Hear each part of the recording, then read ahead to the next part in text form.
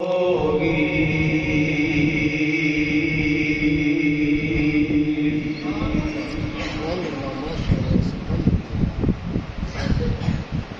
ہی عزت کے لائق برادر مکرم حضرت علامہ مولانا قاری محمد ظہور صاحب خطیب جامع مسجد اعظم اور زیر صدارت رونق محفل پیر طریقت راہبر شریعت حضرت علامہ مولانا صوفی محمد آصف علی صدیقی صاحب اور میرے پیارے بھائی حضرت علامہ مولانا قاری محمد عمر فاروق سلطانی صاحب اور اس محفل میں موجود اہل علم حضرات، نعت خوانان شیعہ حضرات، قراء حضرات، عوام اہل سنت، بزرگوں، بھائیوں، نوجوانوں، عزیز طلبہ، السلام علیکم ورحمۃ اللہ وبرکاتہ۔ ٹائم کافی ہو چکا، آپ نے گفتگو بھی پہلے سنتے رہے علامہ فاروق صاحب کی اور نعتیں بھی سنتے رہے۔ ٹائم کی مناسبت کے ساتھ حضور غوث اعظم شیخ عبد القادر جیلانی محبوب سبحانی آپ کی تعلیمات کے حوالے سے بالخصوص ساتھ ساتھ ختم نبوت کا جو ہمارا عقیدہ ہے، اس میں مضبوطی اختیار کرنے کے لیے کچھ اسباب ان کی طرف میں توجہ دلاؤں گا۔ ہمارا کام رستہ دکھانا ہے، اللہ توفیق دے تو اس رستے پہ آپ جب چلے گے تو منزل مقصود تک پہنچ جائے گے۔ تقریر بلا تمہید شروع کرنے لگا ہوں۔ آپ سے بس اتنی گزارش ہے کہ انتہائی توجہ سے معروضات کو آپ سماعت فرمائیں۔ کسی بات کی سمجھ نہ آئے آخر پہ 5-10 منٹ میں دوں گا، وہ آپ سوال بھی کر سکتے ہیں یا کوئی بات پوچھ سکتے ہیں۔ آیت کریمہ مشہور ترین آیت اکثر لوگوں کو یاد ہے، الا ان اولیاء اللہ لا خوف علیہم ولا هم یحزنون۔ الا حرف تنبیہ ہے، خبردار، بے شک، یعنی ساتھ تاکید بھی ذکر فرمائی، جو اللہ کے پیارے ہیں، اللہ کے جو دوست ہیں، لا خوف علیہم، انہیں کسی قسم کا کوئی خوف نہیں، لا نفی جنس ہے، یعنی خوف کی ہر جنس سے وہ کیا ہے، پاک ہے۔ ولا هم یحزنون، اور انہیں کسی قسم کا کوئی غم بھی نہیں۔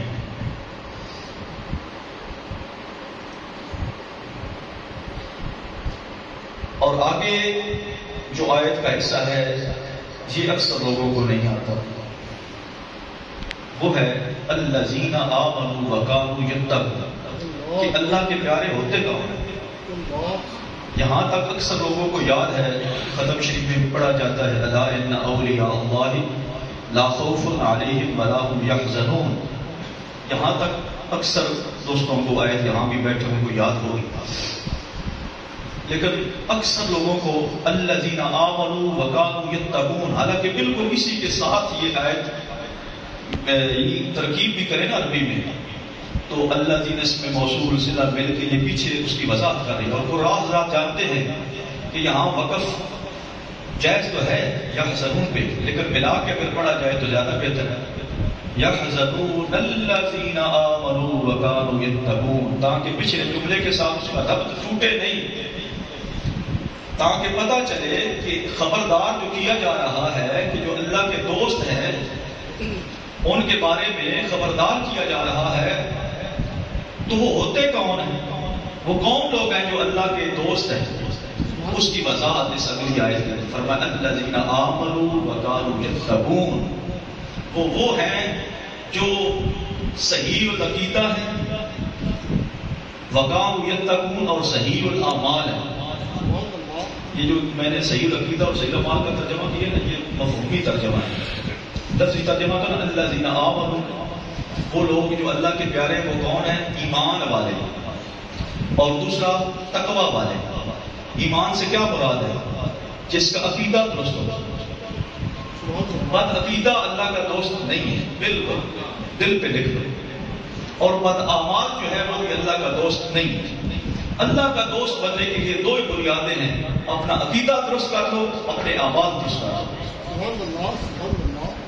اور اعمال دوسرے نمبر پہ رکھے گئے کیونکہ عقیدہ بنیاد ہے، اس لیے پہلے الذین آمنوا کہا گیا اور وکانوا یتقون کو دوسرے نمبر پہ رکھا گیا۔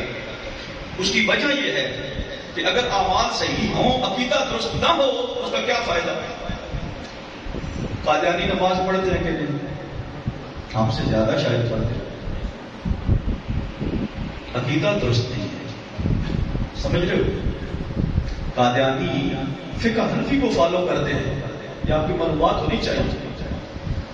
ہمارے نوجوانوں کو بالخصوص اہل علم حضرات کو توجہ کرنی چاہیے کہ قادیانوں کا رد کرنے کے لیے باقاعدہ علم حاصل کریں، علماء کے پاس بیٹھیں، سوالات کریں، ان سوالات کے جواب سیکھیں اور آگے ان جوابات کو پھیلائیں۔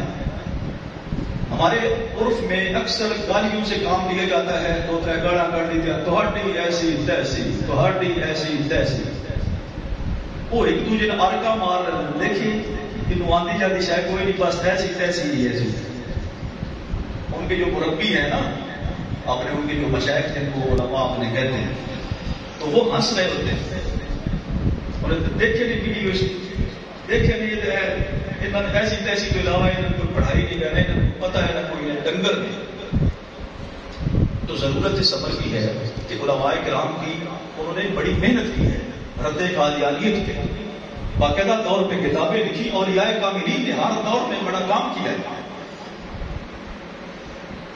گالیوں سے رد نہیں ہوتا، وقتی طور پہ جذبات برانگیختہ کیے جا سکتے ہیں، ایک ولولہ انگیزی پیدا کی جا سکتی ہے، ٹھیک ہے، لیکن یہ کوئی رد والی چیز نہیں ہے۔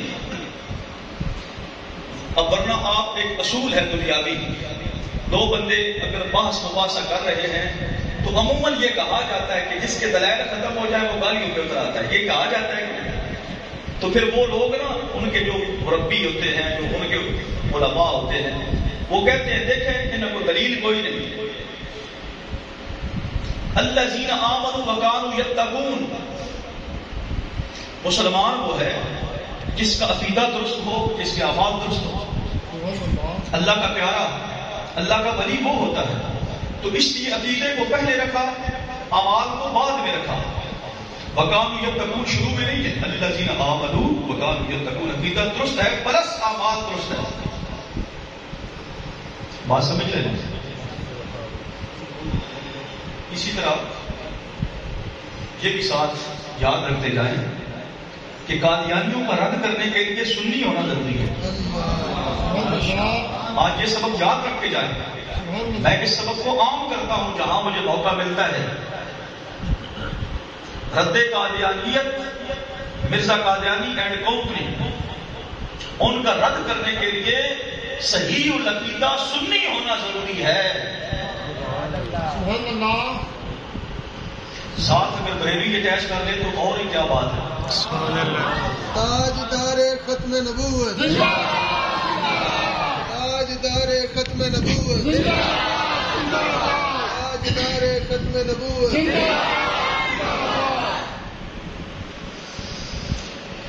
توجہ ہے میں کیا کہہ رہا تھا؟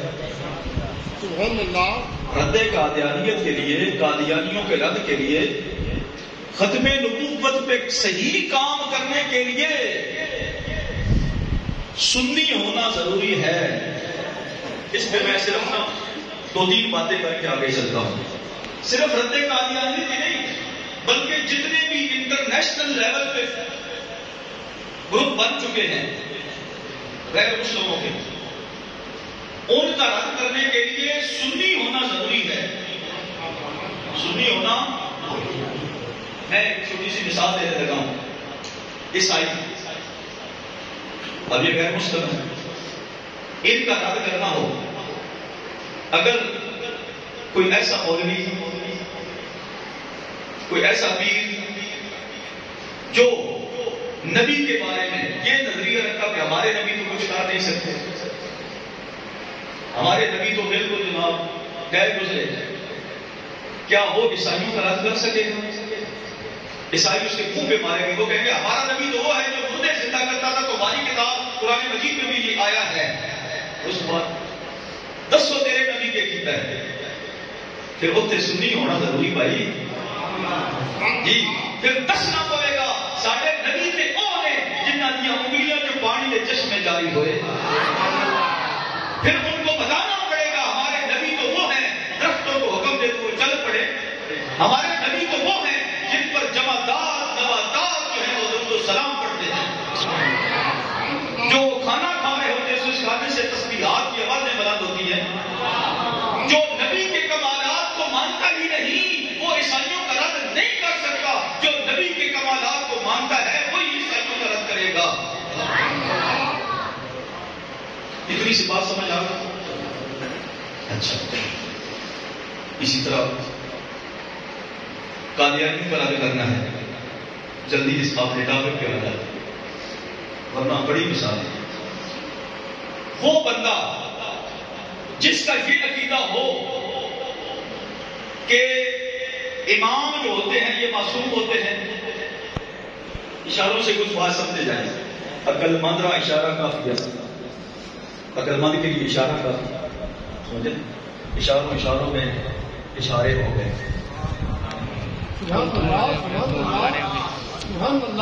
عقیدہ امامت، جس بندے کا یہ نظریہ ہے کہ امام معصوم ہوتے ہیں، وہ بندے کبھی مرزا قادیانی کا رد نہیں کر سکتے اور نہ کبھی انہوں نے کیا ہے، ان سے ہو ہی نہیں سکتا۔ آج تک بتائیں کہ ایسا نظریہ رکھنے والوں نے کوئی کتاب لکھی ہو قادیانی کے خلاف یا کوئی تقریر کی ہو، کیونکہ قادیانی نے سب سے پہلے کہا تھا تسی چپ بیٹھے رہو۔ جب اس نے یہ ساری کاروائیاں کی نا، ایک دن میں اس نے یہ سارا کچھ نہیں کیا، اس نے کوئی کم و بیش 10-12 دعوے ترتیب سے کیے ہیں۔ پہلے کہا میں مجدد ہوں، تو اس حد تک کہ ٹھیک ہے، ایسے لوگ بھی مجدد ہوتے دعوے کرتے نا، اللہ تعالیٰ ہدایت عطا فرمائے۔ آمین آمین۔ مجدد کدی نہیں آخیا میں مجدد ہوں، یہ بھی یاد ہے۔ ولی کدی نہیں آخیا میں ولی ہوں، سمجھائی کہ نہیں؟ مجدد ہونے کا دعویٰ کیا، پھر اسی طرح جناب ترتیب کے ساتھ اب میں جناب مہدی ہوں، اب میں عیسیٰ ہوں، اب میں ذلی نبی ہوں، اب میں بروزی نبی ہوں، اب میں نبی ہوں، یعنی سٹیپ وائز چلتا گیا۔ جتنی کو گنجائش بنتی تھی لوگ خاموش رہے اس دور میں، تو چلو ٹھیک ہے مجدد، ٹھیک ہے خیر، لیکن ناطقہ بند کرنا چاہیے ایسے لوگوں کا۔ ایسے لوگوں کو آپ ہم وہ کہتے ہیں پیر نہیں اڑتا مرید اڑاتے ہیں، پیر نہیں اڑتا مرید اڑاتے ہیں۔